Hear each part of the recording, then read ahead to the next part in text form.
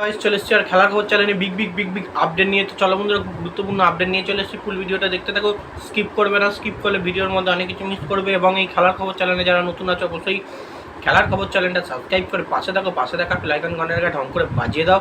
বেশি বেশি লাইক এবং কমেন্ট করে দাও, যাতে মোটিভেট হয়ে তোমাদের এই খেলার খবর চ্যানেলে এই ফার্স্ট আপডেট দিতে পারি। তো চলো বন্ধুরা, ফার্স্ট যে আপডেটটা নিয়ে কথা বলবো, খুব গুরুত্বপূর্ণ আপডেট তোমাদের শেয়ার করতে চলেছি ভিডিওর মধ্যে।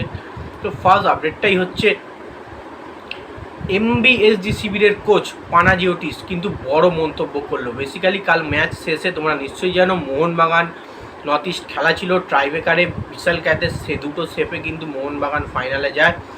মানে একটা দুর্দান্ত পারফরমেন্স করে ফাইনালে কিন্তু মোহনবাগান গেছে। এবং মাঠে প্রচুর পরিমাণে জল থাকার কারণে খেলাটা কিন্তু একটু এদিক ওদিক হয়েছে। তো যাই হোক, প্যানাস বললো কিন্তু আমি চাপ নিতে পারি। মানে চাপ নেওয়াটা আমার হচ্ছে একটা অভ্যেস।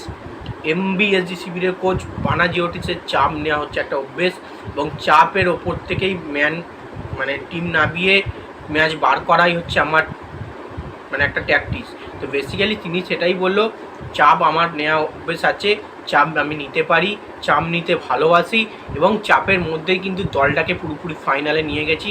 পুরো ম্যাচটা আমরা খারাপ নয়, দুটো টিমই মোটামুটি খেলেছে, আমাদের টিমও মোটামুটি খেলেছে।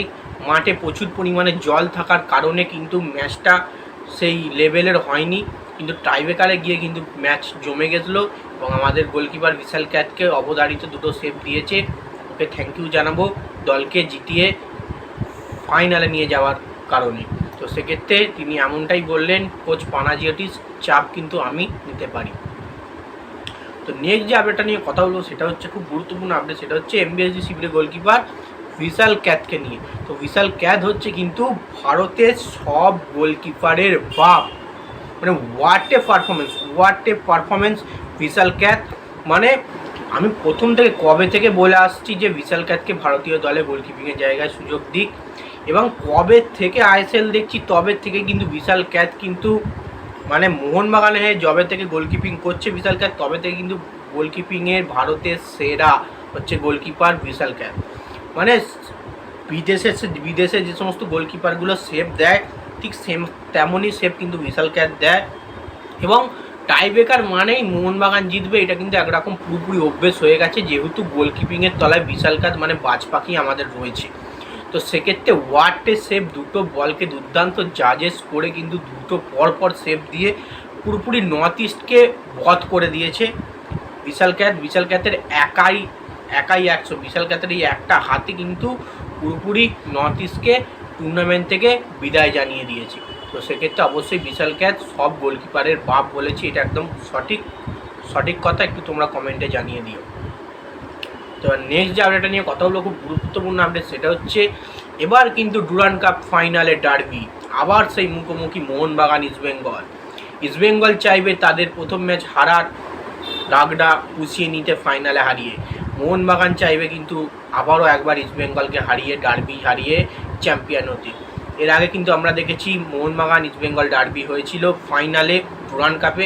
তো সেক্ষেত্রে মোহনবাগানের দিমিত্রির গোল এবং সেই ডুরান্ড কাপ চ্যাম্পিয়ন ইস্টবেঙ্গলকে হারিয়ে, তারই পুনরাবৃত্তি কিন্তু আবার হতে চলেছে কলকাতায় রবিবার যুবভারতী তীরাঙ্গনে সন্ধ্যে 7টা থেকে। আশা রাখছি মোহনবাগান আরও ভালো পারফরমেন্স করবে, ফুল টিম নামাবে ইস্টবেঙ্গলের বিরুদ্ধে, এবং ইস্টবেঙ্গল চাইবে ম্যাচটা হারিয়ে তারা ডুরান্ড কাপ 22 বছর পর চ্যাম্পিয়ন হতে। দেখা যাক, একটা তুল্যমূল্য লড়াই আমরা কিন্তু রবিবারের আশায় রয়েছি, দেখার আশায়।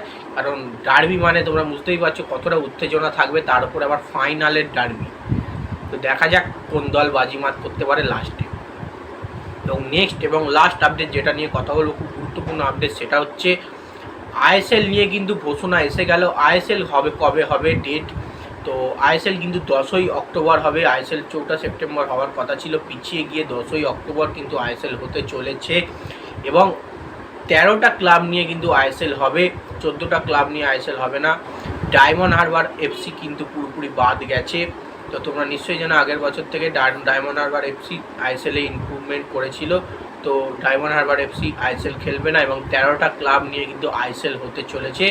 10ই অক্টোবর থেকে কিন্তু স্টার্ট হতে চলেছে আইএসএল। তো যাই হোক, এই আপডেট ছিল। ভিডিওটা যদি ভালো লেগে থাকে লাইক কমেন্ট শেয়ার সাবস্ক্রাইব করে পাশে থাকো। চলো বন্ধুরা, বাই, আবার নেক্সট ভিডিও দেখা হচ্ছে, টাটা।